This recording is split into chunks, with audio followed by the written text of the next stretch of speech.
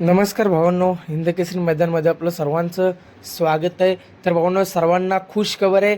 आता सकाळ सकाळच तुम्हाला नवीन अपडेट भेटणार आहे.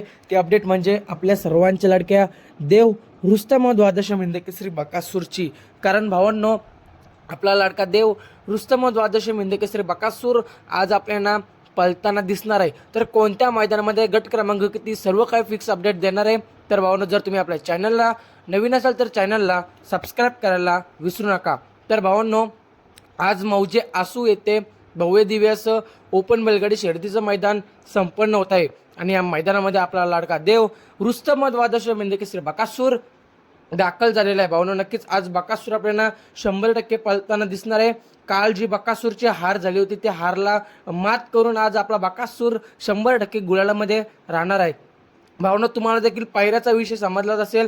तर भावनो, पायऱ्या आपल्याला समजलेला आहे. चांगला पायरा असणार आहे आज बकासूरचा, परंतु आपण पायऱ्या तुम्हाला काय सांगणार नाही आहेत. भावनो, मैदानातच समजेल. राहिला विषय गट.